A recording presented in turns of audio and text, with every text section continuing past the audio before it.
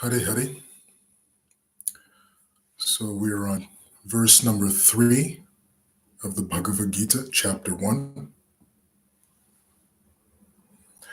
O my teacher, this is Duryodhan talking. He's talking to his guru, Dronacharya. He says, O my teacher, behold the great army of the sons of Pandu, so expertly arranged by your intelligent disciple, the son of Drupada. Now, the sarcasm, the disrespect that Duryodhan is showing to Dronacharya is absolutely astounding.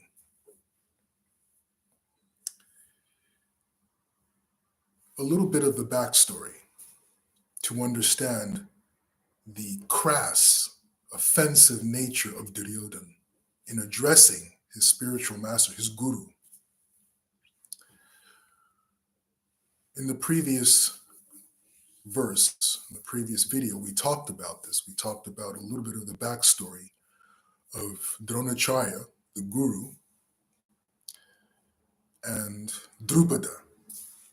How Dronacharya and Drupada, as children, went to Gurukul together, went to school together, had a friendship. And Drupada, as a child, of course, as a young prince, promised to Dronacharya that whatever he had was his best friend's, and vice versa. Years later, after they had both grown up, little Prince Drupada inherited the kingdom and became the king. Dronacharya, who was a Brahmin, went on to live the life of a Brahmana and also was dealing with poverty. He went to his childhood friend Drupada, who is now the king of Panchala, and reminded the king jokingly, remember we went to Gurukul together, remember we went to school together, and we promised that what's yours is mine, what's mine is yours. Can you help me? And Drupada essentially offended him in open court, humiliated Dronacharya, and sent him away. Dronacharya essentially went to the Kaurava dynasty with this animosity towards Drupada, wanting to get revenge for the humiliation. He was then hired as the martial guru of the Kauravas, and he taught the Kauravas and the Pandavas warfare. And then, in return, he asked for the young princess, after graduating his martial sciences, martial arts school, his military academy, if you will. He had all the princes go and attack his childhood friend of Drupada. They captured him, brought him to Dronacharya, and Dronacharya forcibly usurped half of Drupada's kingdom. The story goes on. Drupada was furious at what had happened. So half of his kingdom is taken away by Dronacharya. So he goes and he performs this ceremony to receive a child that will kill Dronacharya. So what had happened, what had once been a close childhood friendship, became essentially a feud that would cost them both their lives.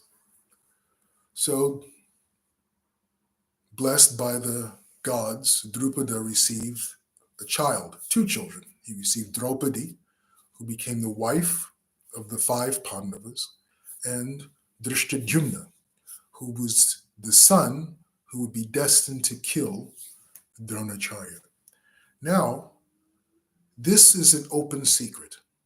Everyone knows that Drishtadyumna was born specifically, was not born, he appeared specifically as the son of Drupada to kill Dronacharya. This was open knowledge. It was not a secret whatsoever. The irony is that then Drishtadyumna went to Dronacharya's military academy. Everyone who was eligible went to Dronacharya's military. It was like It was the West Point of military training. Everyone who was anyone wanted to graduate Dronacharya's West Point Academy. So Drishtadyumna also attended Dronacharya's Gurukula for martial arts and was therefore a disciple in that sense, a disciple of Dronacharya. So Duryodhan going to Dronacharya now, and he's saying Dronacharya is now on his side of the battle. The Pandavas are on the other side. Duryodhan goes to Dronacharya and he says, look at the Pandavas. Look at their army. So expertly arranged by your disciple, Drishtadyumna, because Drishtadyumna became the commander-in-chief of the Pandava army. That's how knowledgeable, that's how qualified Drishtadyumna was. He had learned so well. He was so adept, so knowledgeable about the military strategies and sciences that he was actually anointed as the person most qualified to be the commander-in-chief of the Pandava army. So Duryodhan says to Dronacharya, look, your disciple, you trained Drishtadyumna. Everything he knows, you taught him. Your disciple has so expertly arranged the Pandava army. What's very interesting is Duryodhan, he doesn't use the name Drishtadyumna. He says, the son of Drupada. He wants to stoke Dronacharya's anger. He wants to stoke Dronacharya's resentment. He wants to stoke Dronacharya's ego so that Dronacharya will be unforgiving and relentless in his fight against the Pandavas. Duryodhana is trying to manipulate, he's trying to goad Dronacharya. This is his guru. This goes to show the lack of qualification of the disciple. That Duryodhana is an unqualified disciple is uncontested.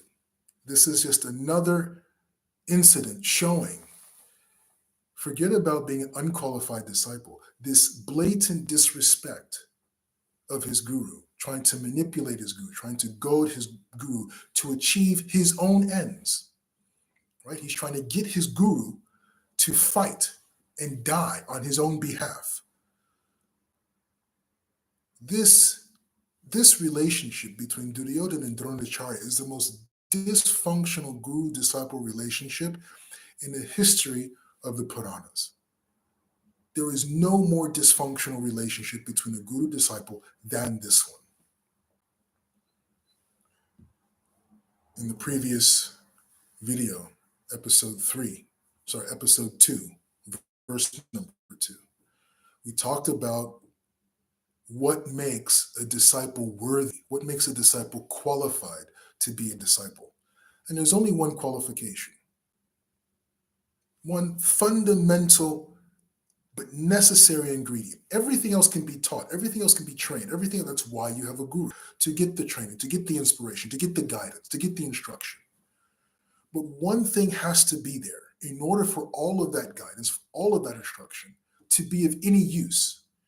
And the key ingredient that makes a disciple worthy or qualified is that the disciple recognizes, at least intellectually, it has a desire for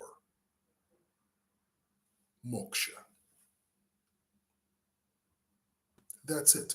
Because that's the only reason why you need a guru. You don't need a guru to fight for you.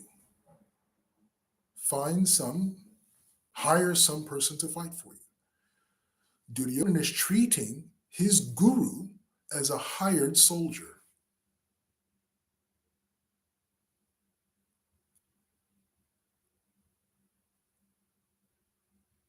So as we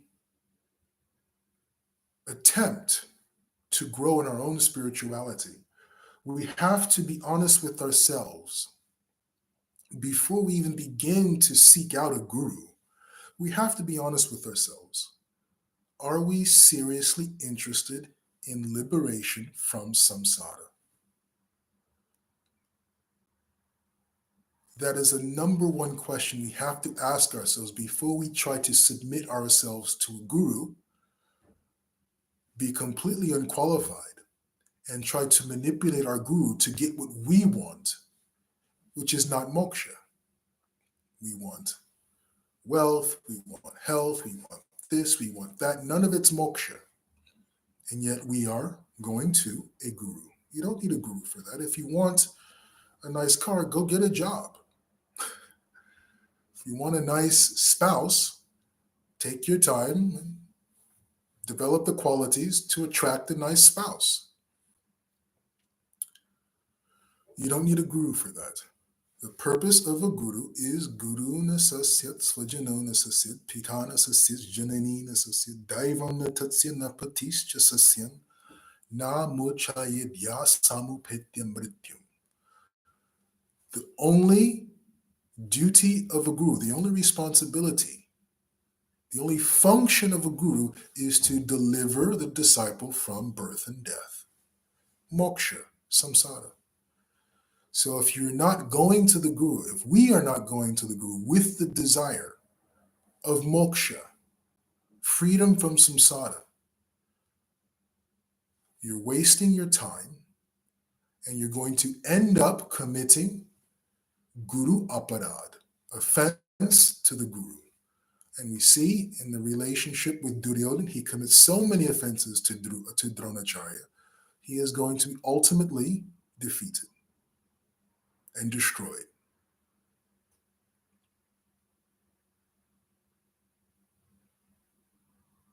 I want to share a bit more to talk about the guru-disciple relationship.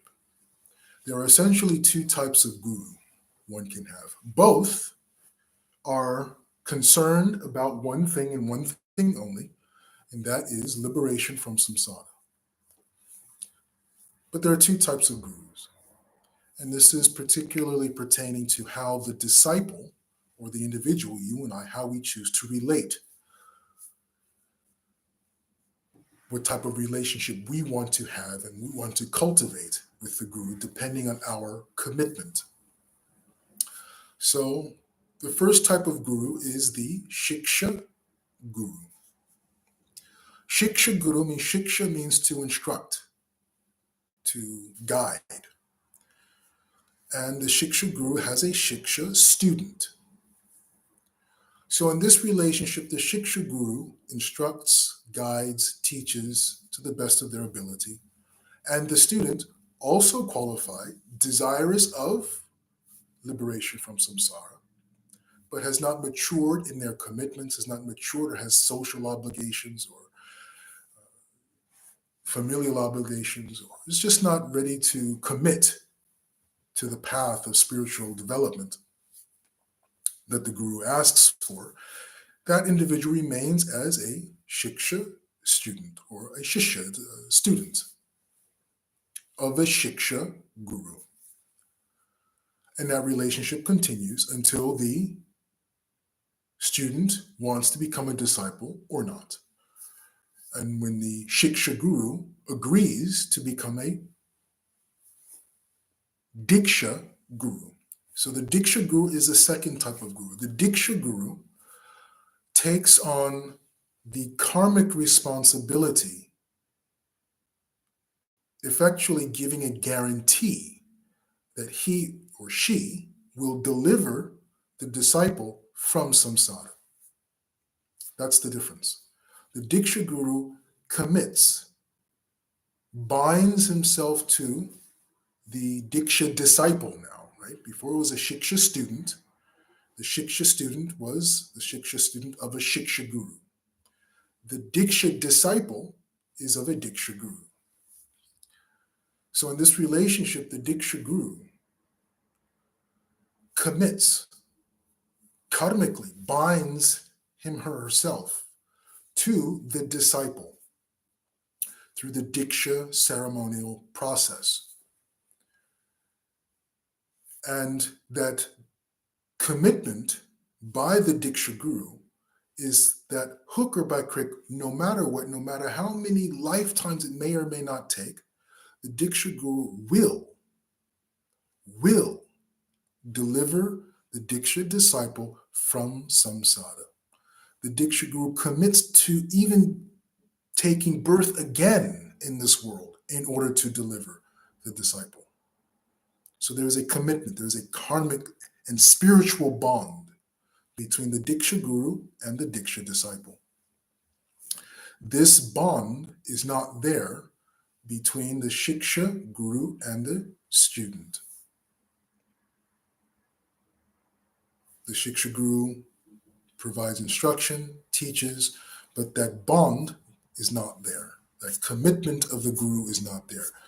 Conversely, in the Diksha Guru disciple relationship, because there is this karmic and spiritual bond and commitment of the Guru, then the disciple also commits to following the sadhana of the Diksha Guru.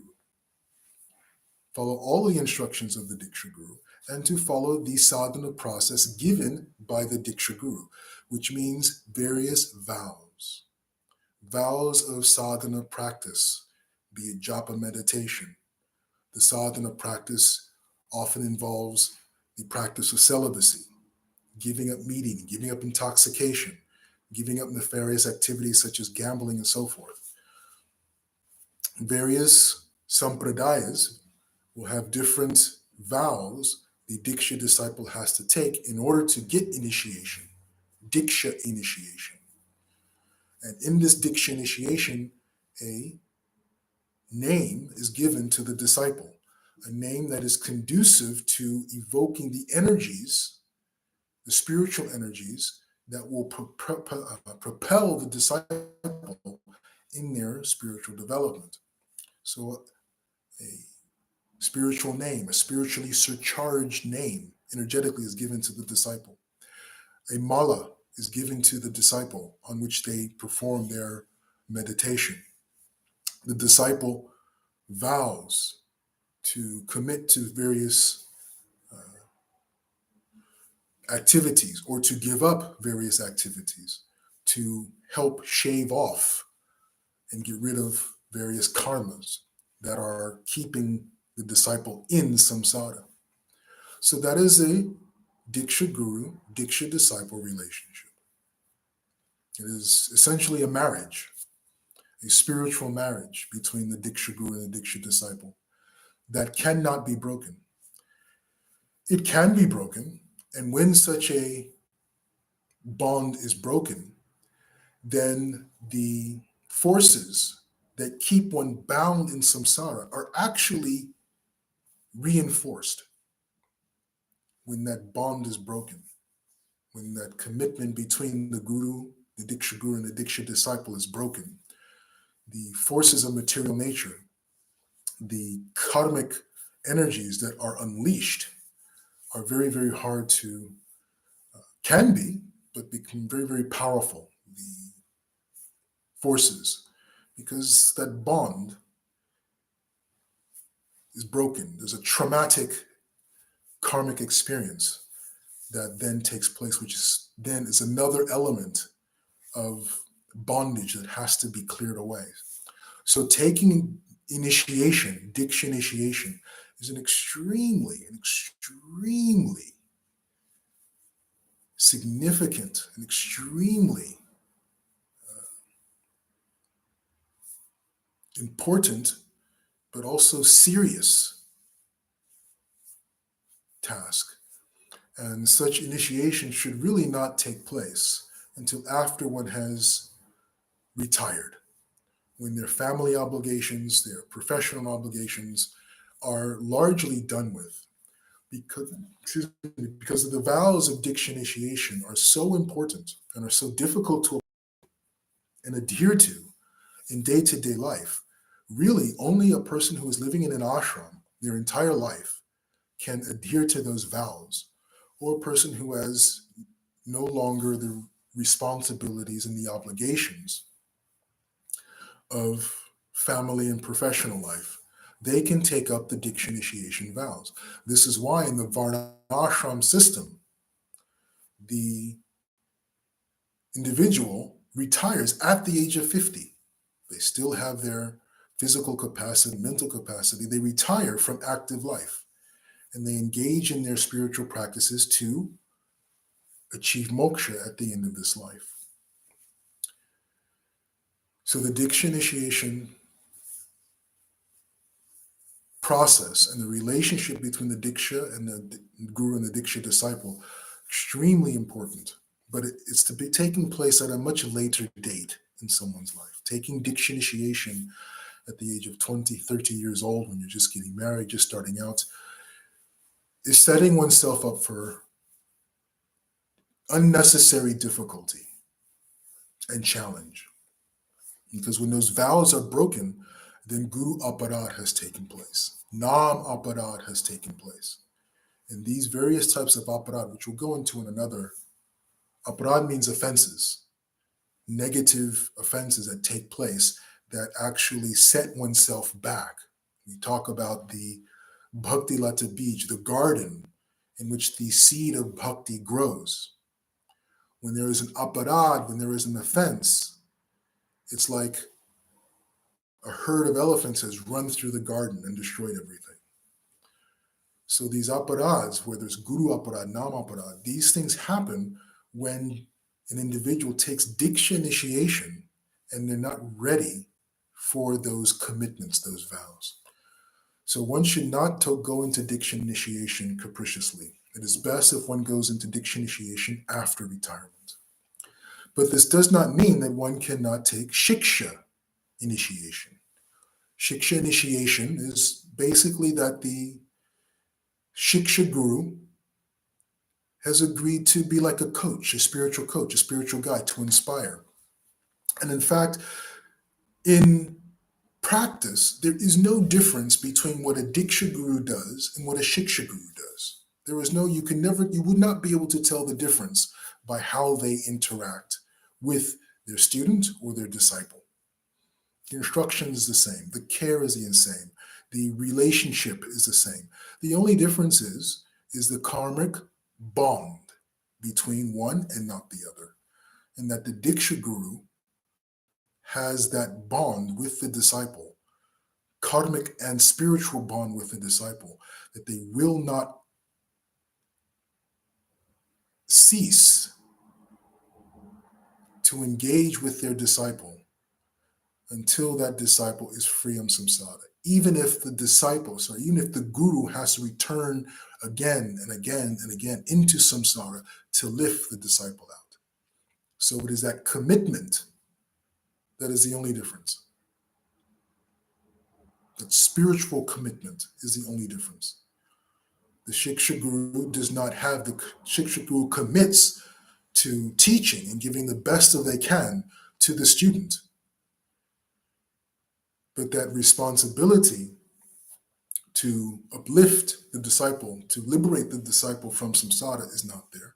And the Shiksha student does not take vows of celibacy, does not take vows of various types of refraining from meeting, refraining from so many different activities. This Shiksha student simply tries to do their best and to make gradual and steady improvement to the point where they can take Diksha initiation. And oftentimes they will take Diksha initiation from the same individual who was their Shiksha Guru.